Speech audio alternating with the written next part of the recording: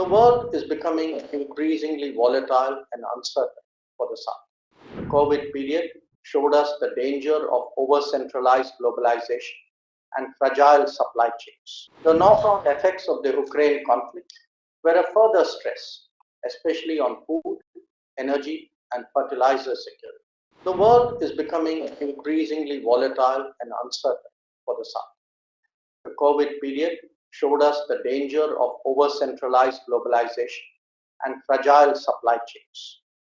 The knock-on effects of the Ukraine conflict were a further stress, especially on food, energy, and fertilizer security. Capital flows started constricting even as debts mounted.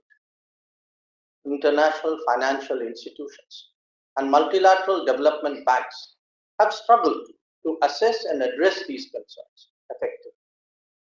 Concerns over COVID resurgence are further dampening sentiment. In the backdrop of unkept promises, developing countries are also expected to bear the burden of developing climate resilience, industrialize without carbonizing, deal with increasing climate events, and lift millions out of poverty, all at the same time while managing disruptions and uncertainties in global supply chains. Those who have promised an interconnected world now actually see a world with higher walls, insensitive to social needs, and discriminatory in its health practices. The case for a global South-sensitive model of globalization therefore becomes stronger by the day. In this regard, India stands for three fundamental shifts that can create a conducive environment. One is the model of globalization, from self-centered globalization to human-centered globalization. This means shifting the focus more on development as a whole.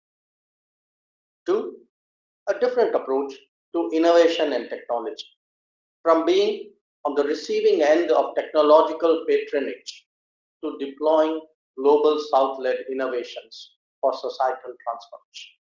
And three, on development cooperation, from debt-creating projects to a demand-driven and sustainable development cooperation. Excellencies, we would also work towards decentralizing and de-risking globalization. Such a model would offer greater opportunities to many more nations, including to all of you. It would entail a stronger desire to foster localization, improve connectivity, and reconfigure supply chains to ensure economic security.